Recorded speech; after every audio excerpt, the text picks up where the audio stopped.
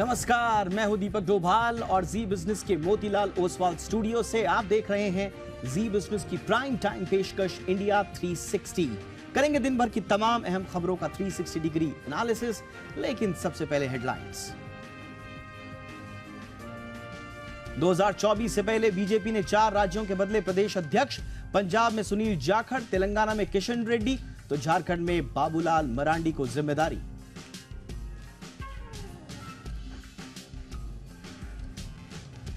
Shinde cabinet में अजीत पवार को मिल सकता है वित्त विभाग। सूत्रों के हवाले से खबर, अजीत खेमे के मंत्री दिलीप वलसे पाटिल को सहकारिता मंत्रालय मुमकिन। उत्तराखंड में यूसीसी ड्राफ्ट के बीच दिल्ली में पीएम मोदी से मिले सीएम धामी। बोले यूसीसी पर अब ना देरी होगी ना गड़बड़ी।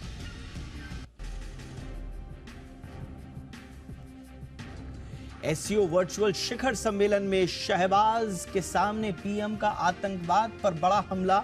बोले आतंकवाद का समर्थन करने वाले देश की खुलकर आलोचना जरूरी।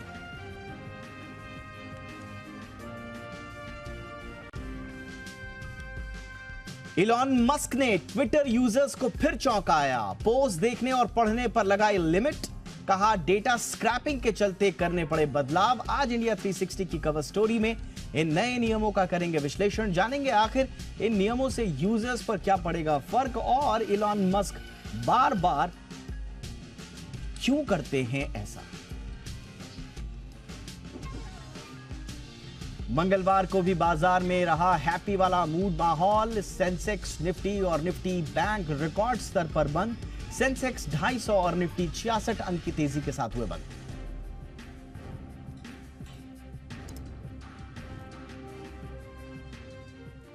और आइए शुरू करते हैं हमारी आज की कवर स्टोरी।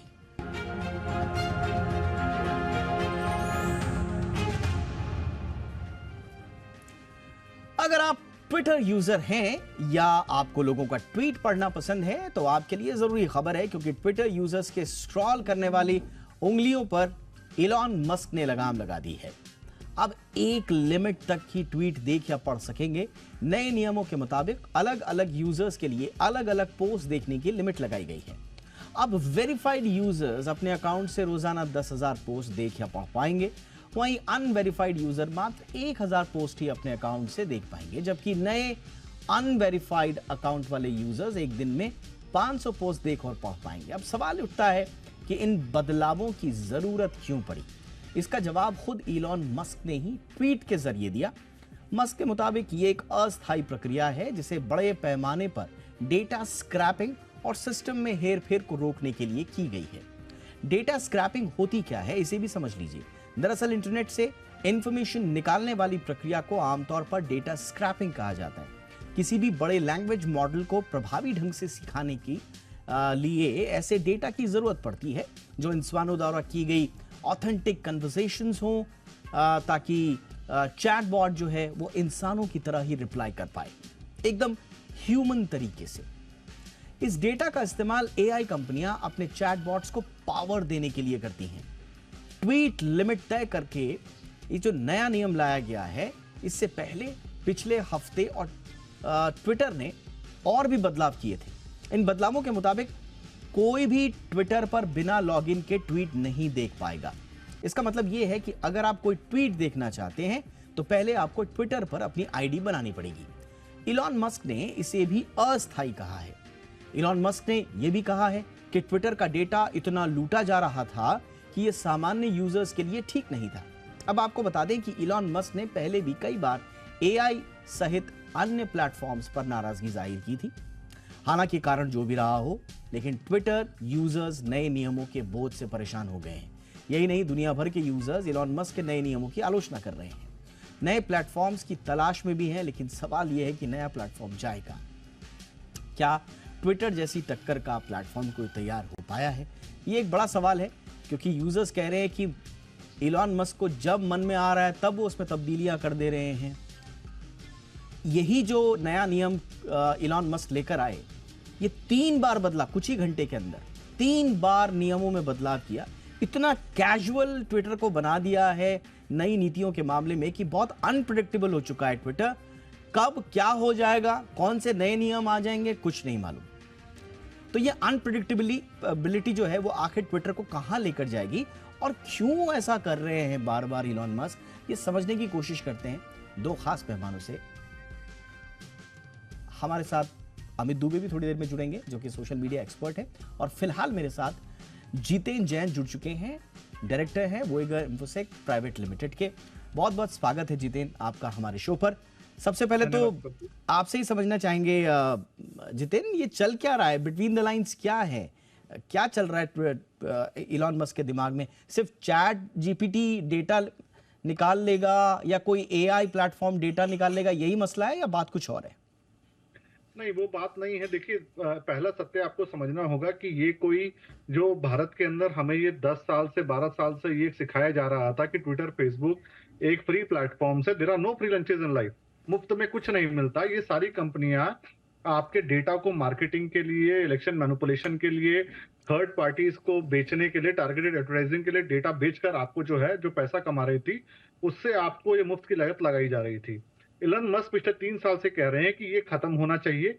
ये जो आप रैंडम कंटेंट यूजर को दिखा रहे हैं, कभी कंटेंट मैनिपुलेट कर रहे हैं, एक पर्टिकुलर आइडियोलॉजी का या सामान आप दिखा रहे हैं, ये सब, और जो आप डेटा बेच रहे हैं, ये सब नहीं करके आप यूजर से पैसा भले ले लीजिए, पर आप ऐड मत दिखाइए उसकी कंसेंट के बिना, उसकी प्राइवेसी का हनन मत कीजिए। तो वो पहले से क्लियर थे कि ही माइट मेक द वो platform chargeable, but he would like to keep it ad free.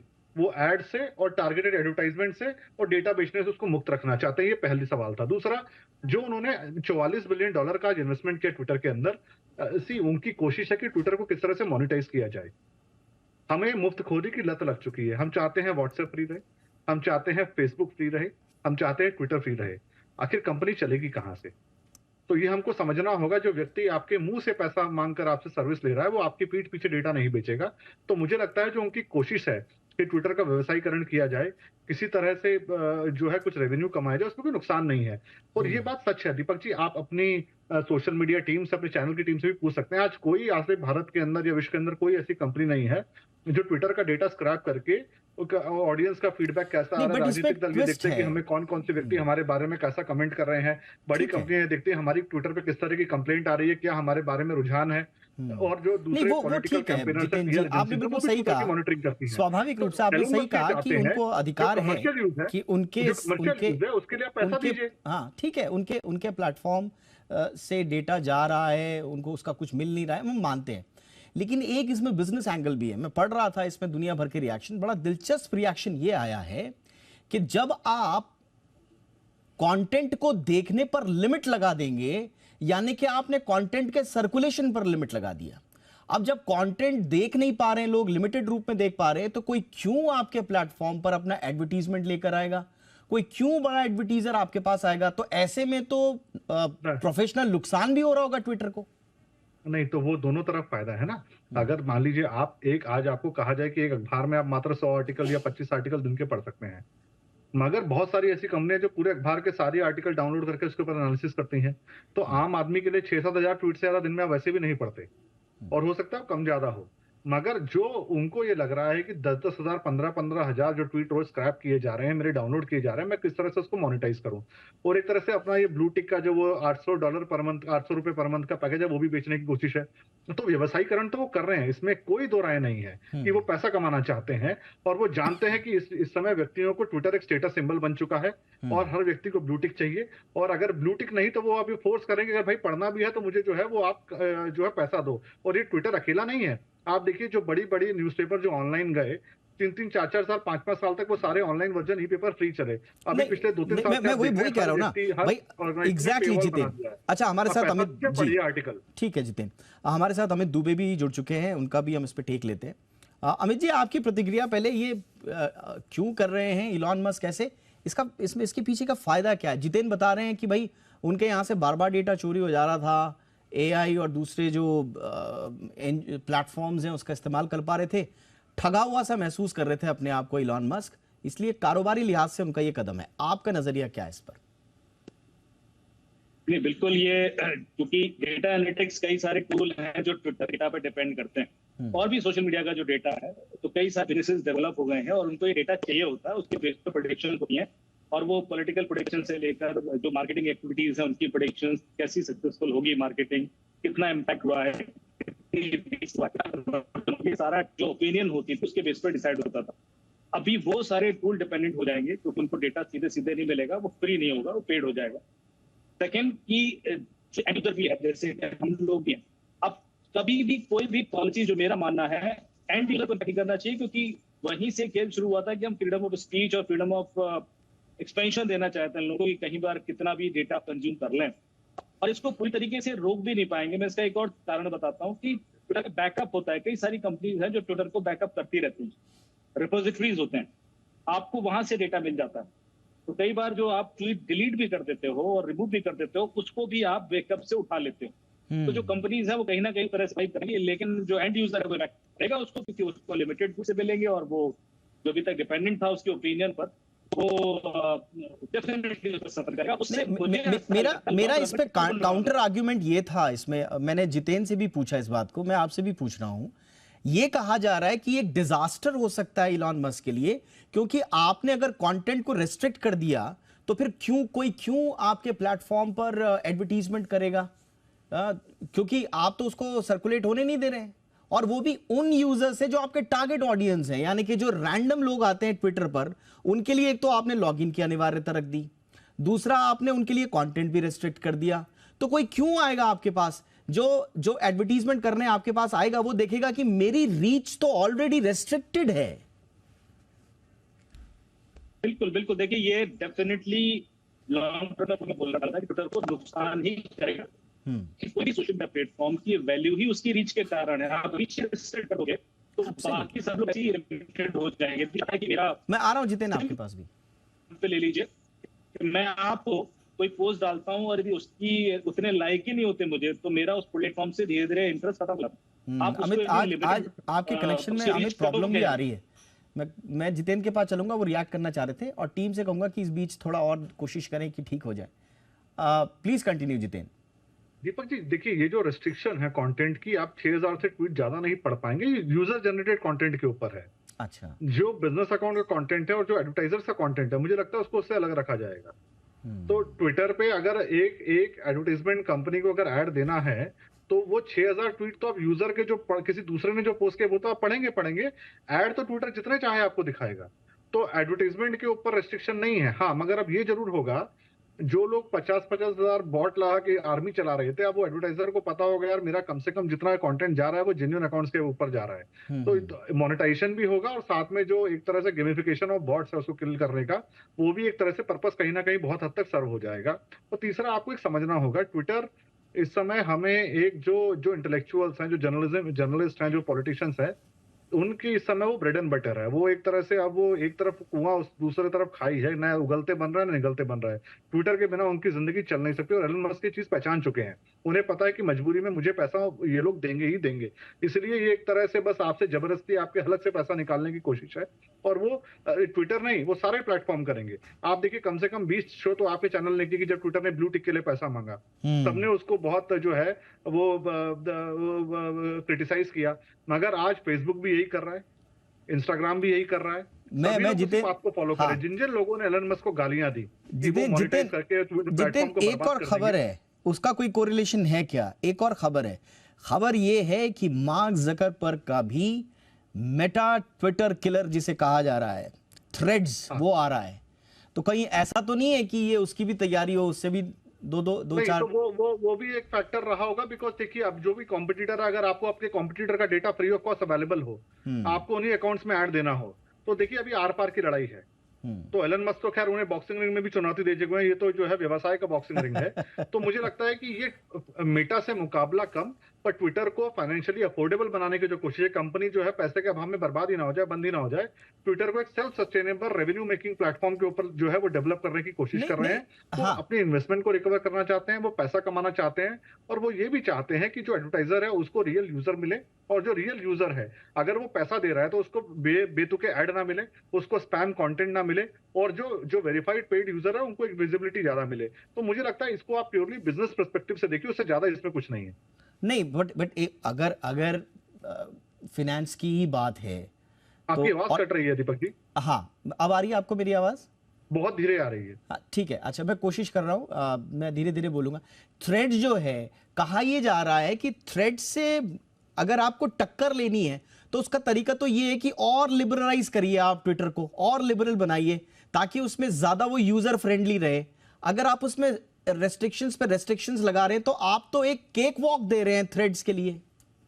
देखिए, अपनी 1-1.5 दशक के अंदर विश्व की 3 सबसे बड़ी कंपनियां बनाने वाला व्यक्ति, जो आज एक तरह से दुनिया का टॉप 3 के अंदर लगातार कंसिस्टेंटली सबसे अमीर व्यक्ति रहा है, हम और आप अगर उसको बिजनेस का ज्ञान देंगे, मुझे लगता है we are not competent to teach Elon Musk how to do business. आप उनको गाली दे दीजिए, आप कह लीजिए वो बेवकूफ है या दिमाग से ना गया है, पर वो व्यक्ति ने बड़े बड़े जो आप स्पेस के अंदर, वो सब उनको सोच रहे थे कि पैसा बर्बाद करने निकला है।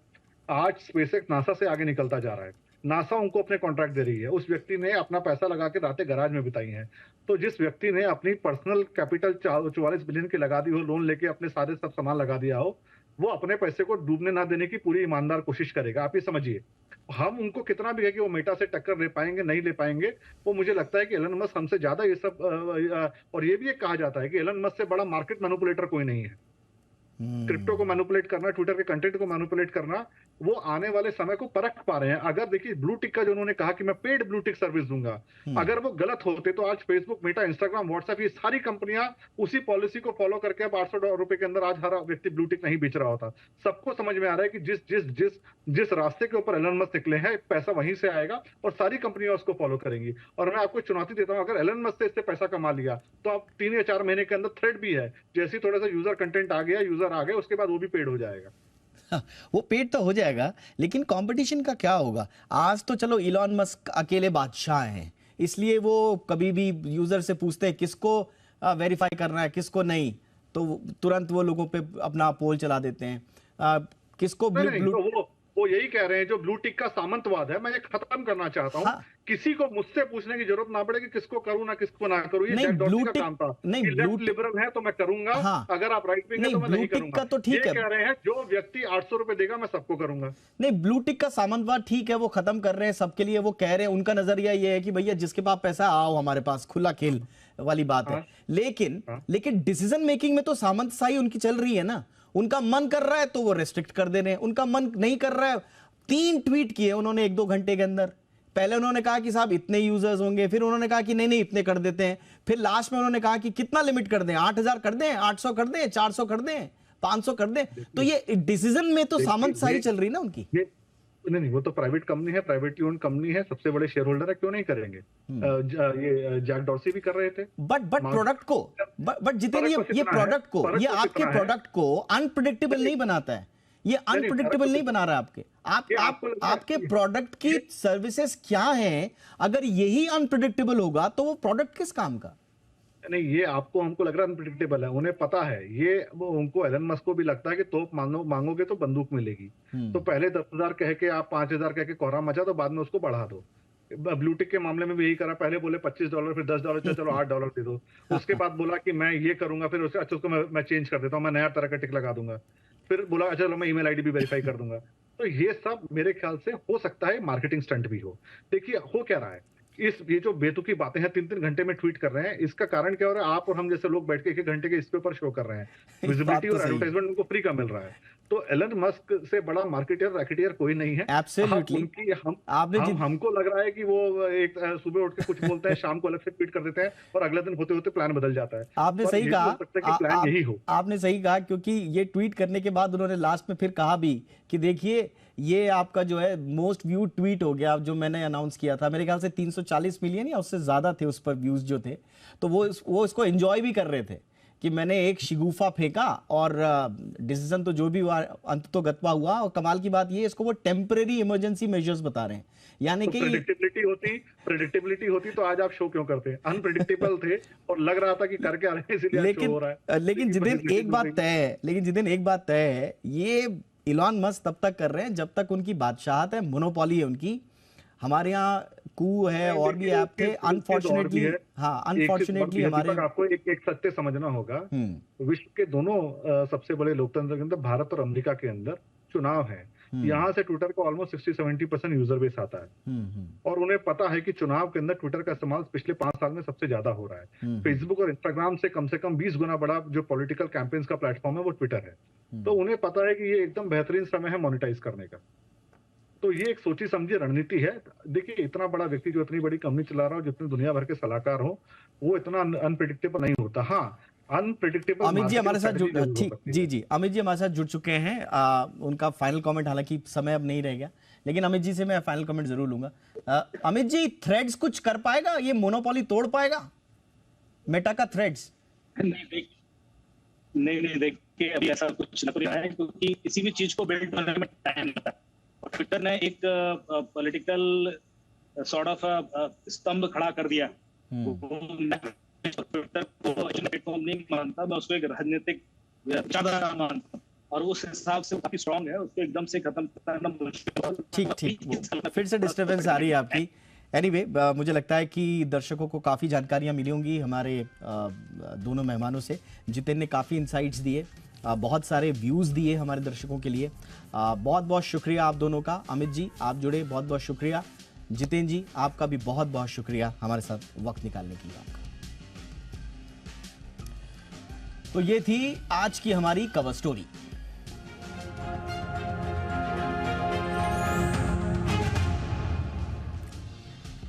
चलिए अब देश की बाकी खबरों का रुख करते हैं। 2024 के लोकसभा चुनाव से पहले बीजेपी ने कई राज्यों में अपने प्रदेश अध्यक्षों को बदल दिया है। बीजेपी ने 4 राज्यों में अपने मुखिया को बदला है। सुनील जाखड़ को बीजेपी ने पंजाब का नया प्रदेश अध्यक्ष बना दिया है। सुनील जाखड़ कांग्रेस नेता और पूर्व लोकसभा अध्यक्ष दिवंगत बलराम जाखड़ के बेटे हैं। सुनील जाखड़ पिछले साल कांग्रेस से बीजेपी में शामिल हुए थे। सुनील जाखड़ 2017 से 2021 तक कांग्रेस के भी पंजाब के प्रदेश अध्यक्ष रह चुके हैं। इधर झारखंड की अगर बात करें तो झारखंड में बाबूलाल मरांडी बीजेपी के नए प्रदेश अध्यक्ष होंगे। साल 2000 में जब झारखंड नया राज्य बना था, तब बाबूलाल मरांडी उसके पहले मुख्यमंत्री बने थे। तेलंगाना आते हैं। तेलंगाना में बीजेपी ने जी किशन रेड्डी को नया प्रदेश अध्यक्ष बनाया है। जी किशन रेड्डी फिलहाल केंद्रीय संस्कृति और पर्यटन मंत्री हैं। वहीं डी पुरंदेश्वरी आंध्र प्रदेश की बीजेपी की नई अध्यक्ष की जिम्मेदारी संभालेंगी। पुरंदेश्वरी आंध्र प्रदेश के पूर्व मुख्यमंत्री और तेलुगु देशम पार्टी के संस्थापक एनटी रामाराव की बेटी हैं। पुरंदेश्वरी मनमोहन सिंह सरकार में मानव संसाधन राज्य मंत्री भी रह चुकी हैं।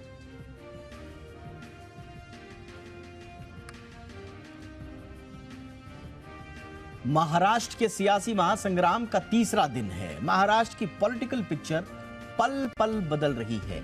एनसीपी के दोनों गुट हों, उद्धव ठाकरे हों, कांग्रेस हो या फिर महाराष्ट्र सरकार में नए नए शामिल हुए मंत्री, महाराष्ट्र में बैठकों का दौर जारी है। लेकिन इसकी वजह क्या है? अभी हलचल क्यों मची हुई है? ये हलचल कब थमेगी? देखिए इस रिपोर्ट में। बैठक नंबर 1, महाराष्ट्र कैबिनेट की बैठक में अजीत पवार। बैठक नंबर 2, एनसीपी नेताओं की बैठक में शरद पवार।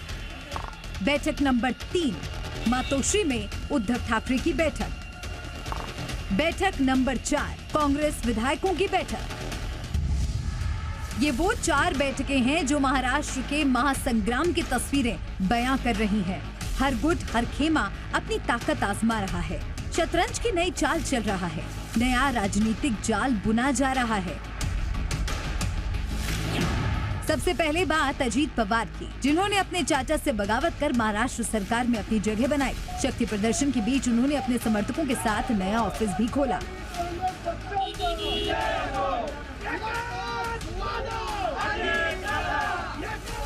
दफ्तर के ताले को खोलने की चाबी निकालने से पहले यहाँ भरपूर ड्रामेबाजी देखने को भी मिली। नए ऑफिस में अजीत पवार के पहुँचने से चाबी गायब हो गई। समर्थकों ने दरवाजा तोड़ा और ऑफिस में एंट्री ली।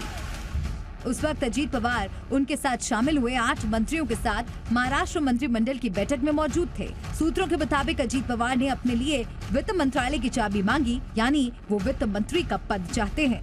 सूत्रों के मुताबिक उनके वफादार दिलीप वलसे पार्टी को सहकारिता मंत्रालय दिया जा सकता है।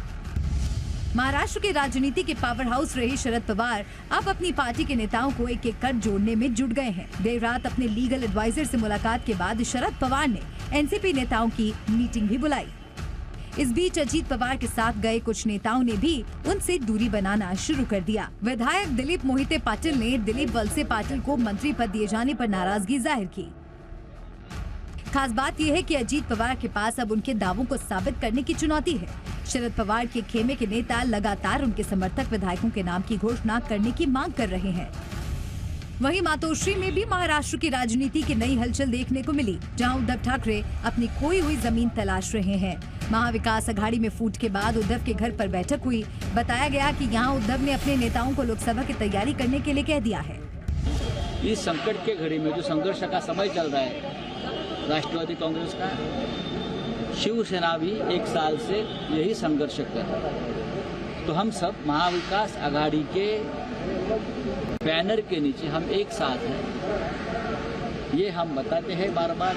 आज उद्धव ठाकरे साहब और पवार साहब से भी बातचीत की है, दोनों ने एक दूसरे के साथ। महाराष्ट्र में हो रही उथल पुथल के बीच कांग्रेस भी अपना हाथ आजमाने में जुट गई है। कांग्रेस अब मुख्य विपक्षी पार्टी बनने की होड़ में है और अजीत पवार के बाद नया नेता प्रतिपक्ष की तलाश की जा रही है।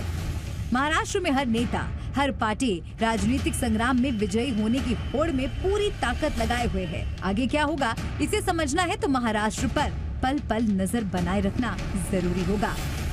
ब्यूरो रिपोर्ट, जी मीडिया। इधर बिहार में अलग संग्राम छिड़ा हुआ है। लैंड फॉर जॉब केस में सीबीआई ने लालू यादव, राबड़ी देवी और तेजस्वी यादव के खिलाफ दिल्ली की राउज एवेन्यू कोर्ट में चार्जशीट दायर कर दी है। इस चार्जशीट में 17 लोगों को आरोपी बनाया गया है। चार्जशीट दायर होते ही बिहार की सियासत भी गर्म हो गई। लालू यादव ने जहां बीजेपी को सबसे भ्रष्टाचारी पार्टी बताया है, तो वहीं जेडीयू कह रही है कि केंद्र सरकार के इशारे पर यह सब हो रहा है और इसका मकसद विपक्षी एकता को रोकना ही है। बीजेपी नेता सुशील मोदी की मांग है कि तेजस्वी यादव को डिप्टी सीएम पद से बर्खास्त किया जाना चाहिए। नीतीश कुमार को तेजस्वी यादव को अविलंब मंत्रिमंडल से बर्खास्त करना चाहिए, क्योंकि भ्रष्टाचार से जुड़े मामले में आज राज्य के उप मुख्यमंत्री पर सीबीआई ने चार्जशीट फाइल कर दिया है। मैं नीतीश जी को याद दिलाना चाहूंगा, जब लालू यादव पर चारा घोटाले में चार्जशीट फाइल हुई थी, उस समय नीतीश कुमार उनकी पार्टी ने यही मांग की थी कि लालू यादव को बर्खास्त किया जाए। और दिन भर और क्या क्या हुआ टॉप न्यूज में ये झलक भी देख लेते हैं। उत्तराखंड में यूनिफॉर्म सिविल कोड ड्राफ्ट के बीच सीएम पुष्कर सिंह धामी ने आज दिल्ली में प्रधानमंत्री नरेंद्र मोदी से मुलाकात की। मुख्यमंत्री धामी और पीएम मोदी की यह मुलाकात पीएम आवास पर करीब 2 घंटे तक चली। मीटिंग के बाद पुष्कर सिंह धामी ने कहा कि वो समान नागरिक संहिता लागू करने में देर नहीं करेंगे, लेकिन इसके लिए कोई हड़बड़ी भी नहीं है। उन्होंने कहा कि पीएम मोदी ने जोशीमठ में प्रभावित लोगों के लिए सहायता प्रदान करने का आश्वासन दिया है। मुलाकात के दौरान पीएम मोदी को 4 धाम यात्रा की जानकारी भी दी गई।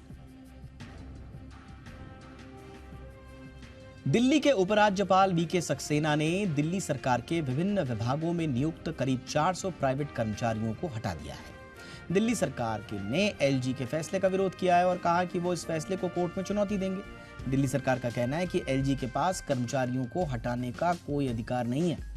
दिल्ली सरकार का यह भी कहना है कि एलजी काम दिल्ली सरकार को पंगु बनाने के लिए हर दिन नए तरीके ढूंढना उनका काम हो गया है, ताकि दिल्ली के लोगों को परेशानी हो। एलजी ने यह कहते हुए कर्मचारियों को हटाया कि इनकी नियुक्ति में पारदर्शिता नहीं बरती गई। महाराष्ट्र के धुले में आज एक बड़ा हादसा हो गया। मुंबई आगरा हाईवे पर ब्रेक फेल होने की वजह से एक कंटेनर होटल में जा घुसा। हादसे में 38 लोग कंटेनर की चपेट में आ गए। इनमें 10 की मौके पर ही मौत हो गई, 28 लोग घायल हैं। दुर्घटना शिरपुर तालुका के पलासनेर गांव में दोपहर करीब 12 बजे हुई। घटना का एक सीसीटीवी फुटेज भी सामने आया है। इसमें देखा जा सकता है कि तेज रफ्तार कंटेनर अपने आगे चल रही एक कार को रौंदता हुआ सड़क किनारे एक होटल में जा घुसा।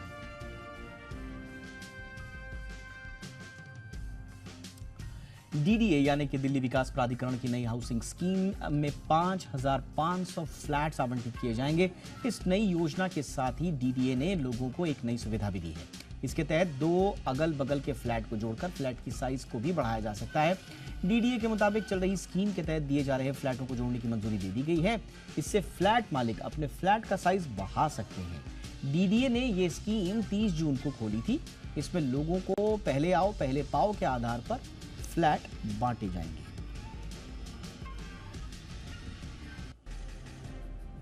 मौसम विभाग ने अगले 4 दिन यूपी, एमपी समेत 20 राज्यों में भारी बारिश का अलर्ट जारी किया है।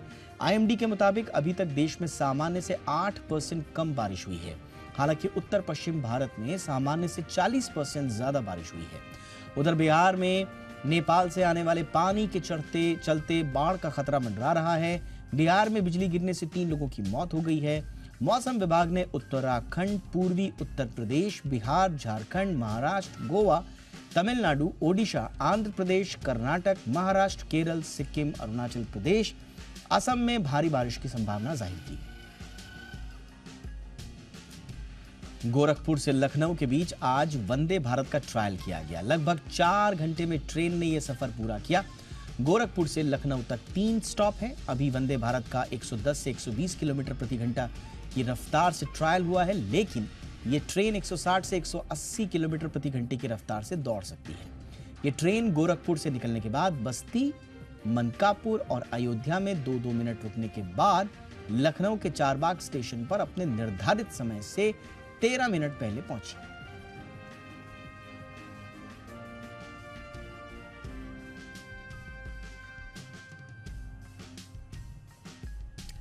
आज प्रधानमंत्री नरेंद्र मोदी ने अंतर्राष्ट्रीय मंच से एक बार फिर आतंकवाद का मुद्दा उठाया। शंघाई सहयोग संगठन यानी एससीओ के वर्चुअल शिखर सम्मेलन में प्रधानमंत्री नरेंद्र मोदी ने पाकिस्तान को आतंकवाद के मुद्दे पर घेरते हुए कहा कि कुछ देश सीमा पार आतंकवादियों को पनाह देते हैं। एससीओ को ऐसे देशों की आलोचना में कोई संकोच नहीं करना चाहिए।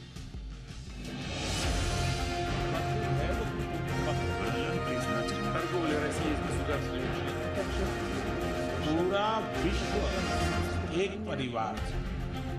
आतंकवाद पर प्रहार करने के लिए प्रधानमंत्री नरेंद्र मोदी तैयारी के साथ बैठे थे।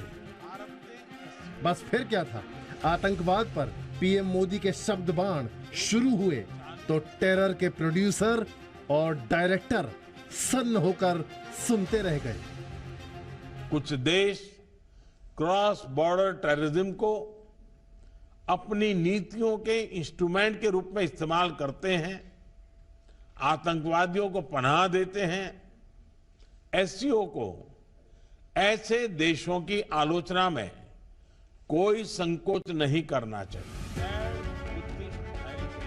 बिना किसी देश का नाम लिए प्रधानमंत्री मोदी ने आतंकवाद पर बोलना शुरू किया तो पाकिस्तान के प्रधानमंत्री शहबाज शरीफ के चेहरे की हवाइयां उड़नी शुरू हो गई।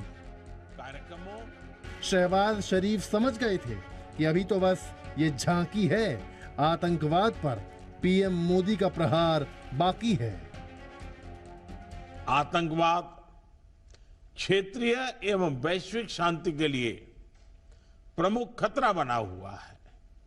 हम चुनौती से निपटने के लिए निर्णायक कार्रवाई आवश्यक है। आतंकवाद चाहे किसी भी रूप में हो, किसी भी अभिव्यक्ति में हो, हमें इसके विरुद्ध मिलकर लड़ाई करनी होगी। एक बार फिर पीएम मोदी की जुबान से निकले हुए शब्द शहबाज शरीफ के कानों में शूल की तरह चुभ रहे होंगे। और हो भी क्यों ना, जब सच्चाई निकलती है तो वो चुभती है। आतंकवाद के प्रोड्यूसर पाकिस्तान को 1 दर्जन से ज्यादा देशों के सामने अपनी करतूतों की वजह से शर्मिंदा होना पड़ा। मतलब आतंकियों की ट्रेनिंग से लेकर फाइनेंस तक पाकिस्तान की विदेश नीति का सबसे अहम हिस्सा है आतंकवाद। हमारे देशों के युवाओं के बीच रेडिकलाइजेशन के फैलावे को रोकने के लिए भी हमें और सक्रिय रूप से कदम उठाने चाहिए। टेरर के प्रोड्यूसर के साथ पीएम मोदी ने आतंकवाद के डायरेक्टर चीन को भी बिना नाम लिए खरी सुनाने में देर नहीं की। ऐसे गंभीर विषय पर दोहरे मापदंड के लिए कोई स्थान नहीं होना चाहिए। टेरर फाइनेंसिंग से निपटने के लिए हमें भी आपसी सहयोग बढ़ाना चाहिए। पाकिस्तान प्रायोजित आतंकवाद को चीन बढ़ावा देता है और अंतर्राष्ट्रीय मंचों पर अक्सर आतंकवादियों की ढाल बनकर खड़ा हो जाता है। कुछ फैक्ट्स चीन की आतंकवाद के समर्थन वाली नीति को उजागर करते हैं। शंघाई कोऑपरेशन ऑर्गेनाइजेशन यानी SCO चीन के प्रभुत्व वाला संगठन है और इस बार भारत इसकी मेजबानी कर रहा था। SCO मीटिंग में आतंकवाद का मुद्दा उठाकर प्रधानमंत्री मोदी ने बिना नाम लिए चीन और पाकिस्तान को एक बार फिर से एक्सपोज कर दिया है। ब्यूरो रिपोर्ट, जी मीडिया। अगर क्रेडिट स्कोर खराब है यानी सिबिल स्कोर खराब है तो लोन मिलने में दिक्कत होती है। तो सभी जानते हैं के बैंकों में नौकरी हेल्दी सिबिल स्कोर होना जरूरी होगा। चौंकिए नहीं, बैंकिंग रिक्रूटमेंट एजेंसी IBPS ने बैंकिंग प्रतिभागियों की जरूरी योग्यताओं में अच्छे सिबिल स्कोर की भी शर्त जोड़ दी है। यानी जिनका सिबिल स्कोर 650 से कम होगा उन्हें नौकरी नहीं मिलेगी।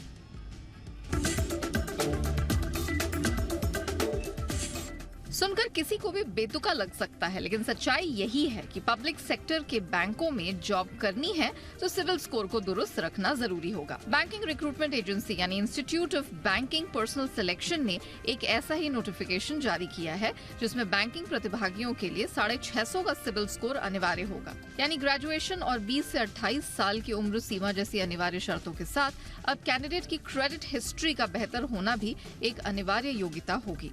आपको बता दें कि IBPS जिन पब्लिक सेक्टर बैंक्स के लिए परीक्षा आयोजित करता है उनमें स्टेट बैंक ऑफ इंडिया शामिल नहीं है।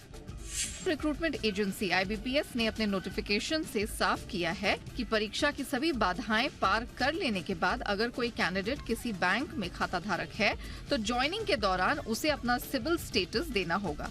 अगर वह ऐसा करने में नाकाम रहता है तो उसे बैंक की तरफ से इस बाबत नो ऑब्जेक्शन सर्टिफिकेट प्रोवाइड करना होगा कि उसके अकाउंट से जुड़ा कोई बकाया उस पर नहीं है। अगर वह NOC देने में नाकाम रहता है तो उसे ऑफर लेटर वापस लिया जा सकता है या रद्द किया जा सकता है।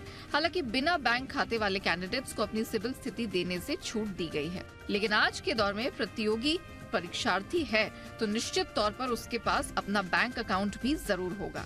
IBPS की इस शर्त ने तमाम कैंडिडेट्स की चिंताएं बढ़ा दी हैं।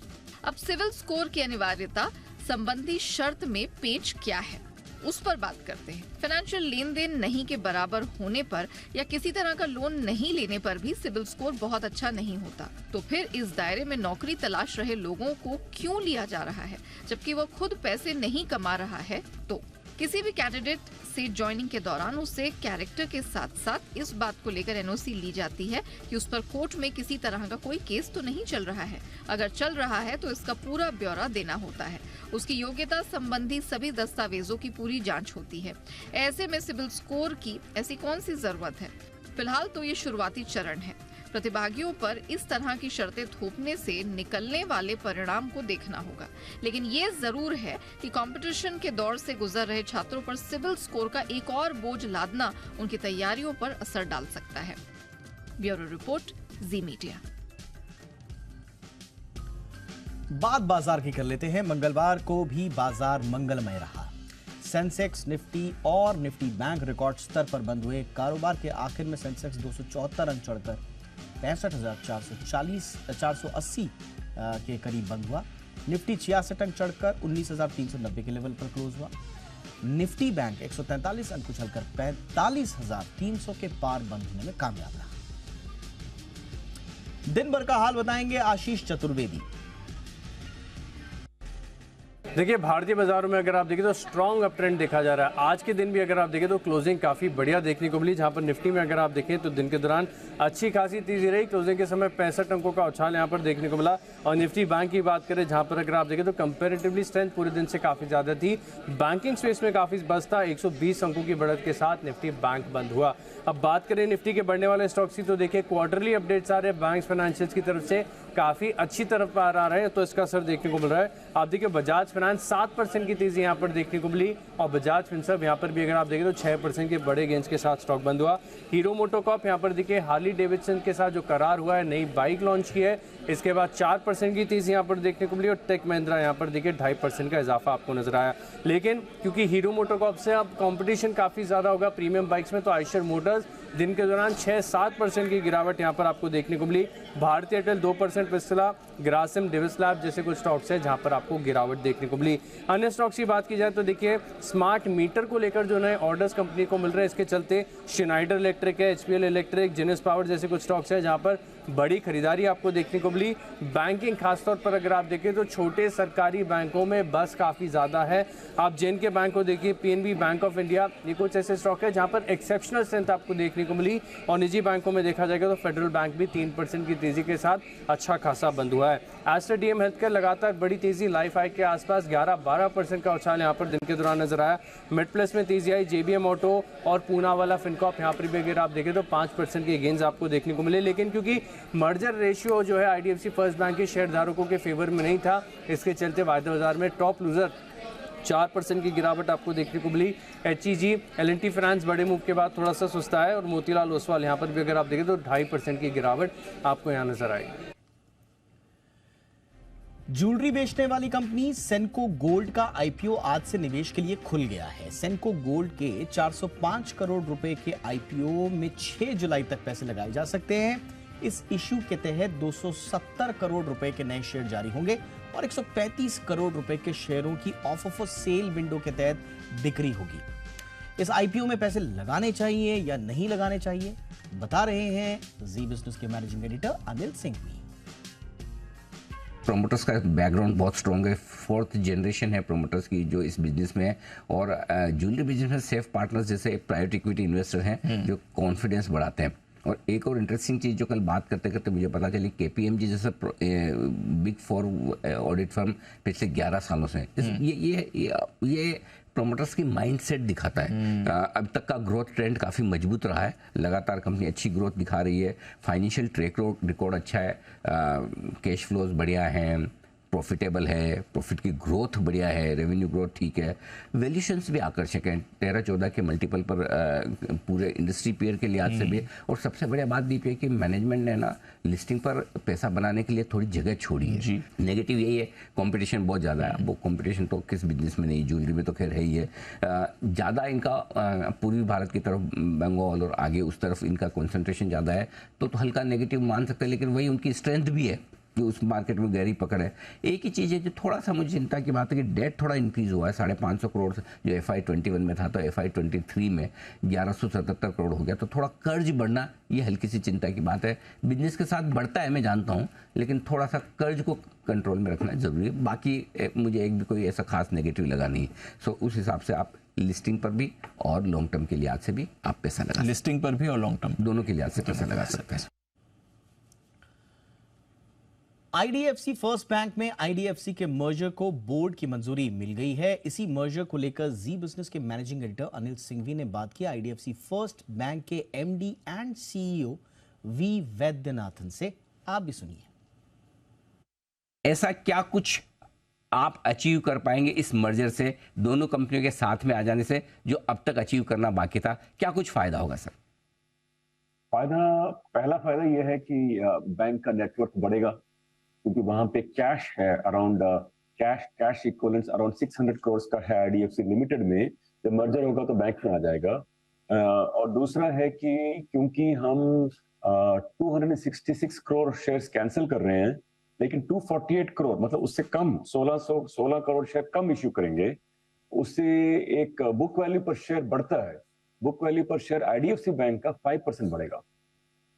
फायदा और ये दोनों ही डायरेक्टली शेयर होल्डर्स को बेनिफिट करने वाले हैं। एक तो आईडीएफसी लिमिटेड का कैश बैंक के काम आएगा और बैंक की भी बुक वैल्यू। नहीं तो जनरली आमतौर पर मर्जर के बाद बुक वैल्यू बढ़ना मुश्किल काम है, वक्त लगता है। अच्छा, दूसरी चीज सर जो है और जहां तक आईडीएफसी लिमिटेड शेयर होल्डर्स की बात है, उनको भी फायदा होगा, क्योंकि उनकी जो उनकी शेयर होल्डिंग है लिमिटेड की, वो वाया होल्ड को है, मतलब जो होल्डिंग कंपनी है जी, अभी उनका डायरेक्ट एक्सपोजर बैंक में आ जाएगा, तो उनके लिए कोई होल्डिंग कंपनी डिस्काउंट नहीं रहेगा।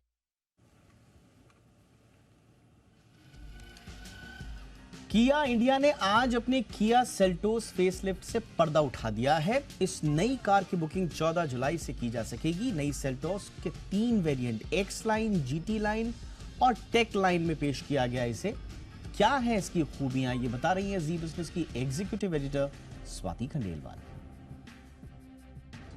Well, Kia Motors की most successful product Seltos का finally an updated version has been launched. Well, आज अनवील है, बुकिंग शुरू होंगी 14 जुलाई से and then eventually it will come to the Indian market. The car is here, which is looking very promising क्योंकि इसमें बहुत सारे changes किए हैं। एक बार गाड़ी को अंदर से भी हम देख लेते हैं और समझते हैं अंदर क्या changes किए गए हैं। First and foremost, what you will like about this car is that यहाँ पर This looks absolutely nice and very very premium.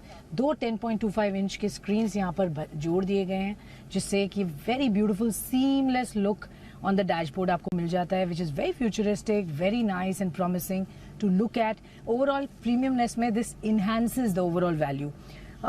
Inside looks very premium, neat and clean center console आप देख सकते हैं, बहुत अच्छे से डिज़ाइन किया गया है, beautifully laid out and you like it when you step inside the car. So that's how the interiors have been designed largely, but focus of course safety, more features, more premiumness and more updates in that sense. Especially अगर हम इसके engine की भी बात करें, so now it comes with a turbo new engine which is according to the company most powerful in the mid SUV segment. एक बार गाड़ी को हम पीछे से भी देख लेते हैं और आपको दिखाते हैं how does it look from the back. Well, this one is the X line. ये 3 different lines में available है. और एक और बात, बहुत सारे variants में you can pick up this car.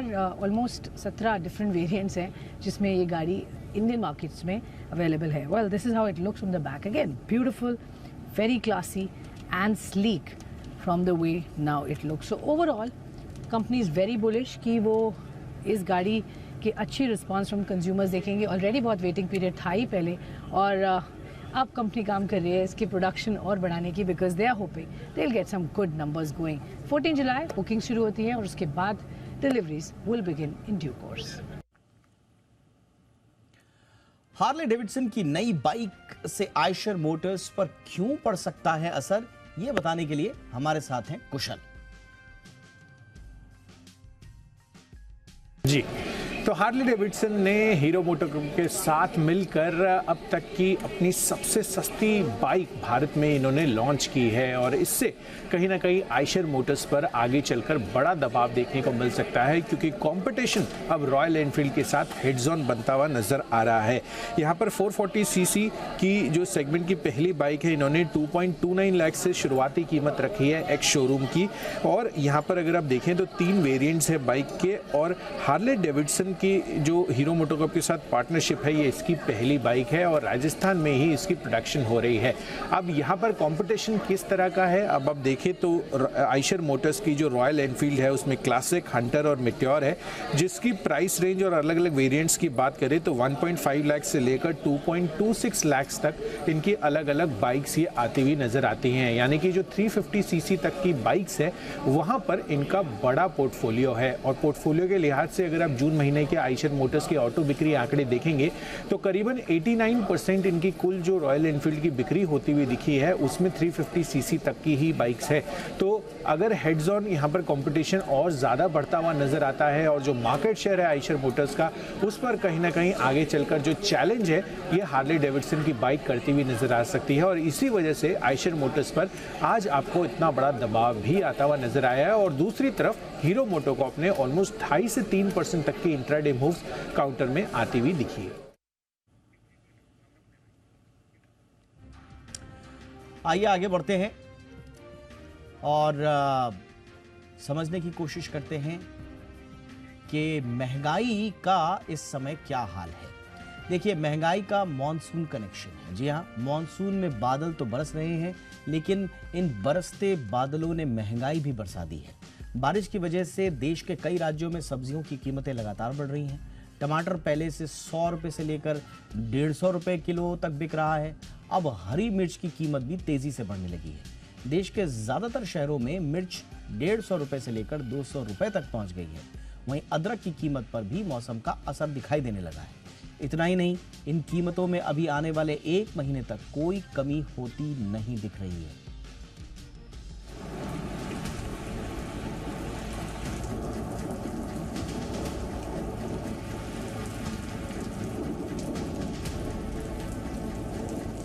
Bharat में मानसून की एंट्री के साथ ही बारिश ने कई जगह कहर मचा दिया। कई राज्यों में जमकर बारिश हो रही है। महाराष्ट्र, बिहार, यूपी समेत कई राज्यों में भारी बारिश की वजह से लोग बेहाल हैं। अगले 24 घंटे में यूपी, बिहार, महाराष्ट्र, गुजरात समेत कई जगहों पर भारी बारिश की चेतावनी जारी की गई है। मौसम विभाग ने झारखंड में रांची समेत कई जिलों में अगले 24 घंटे का अलर्ट जारी किया है।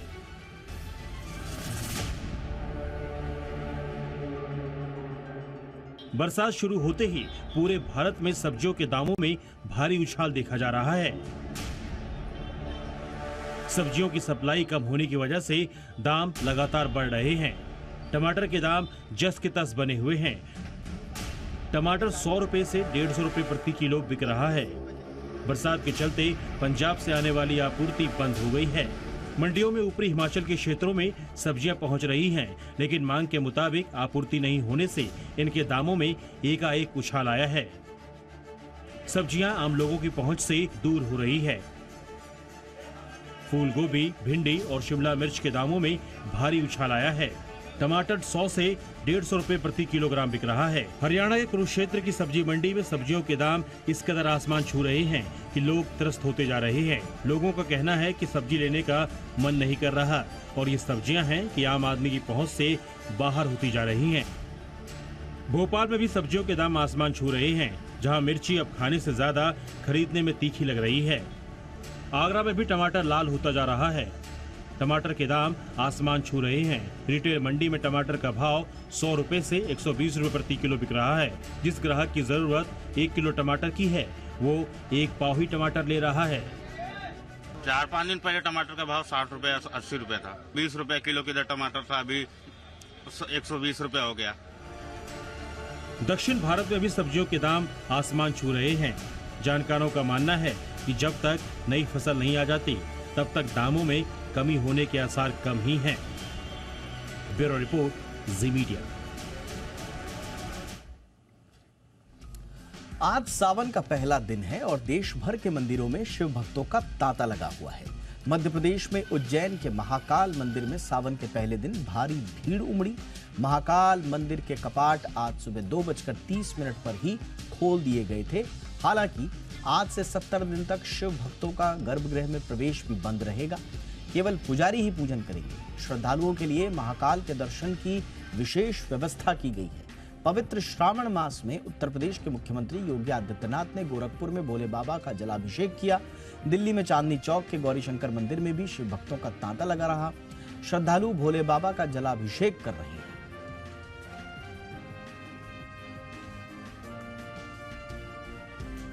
इंडिया 360 में आज बस इतना ही। इजाजत दें। #ZIndia360 पर अपनी राय जरूर भेजें। नमस्कार।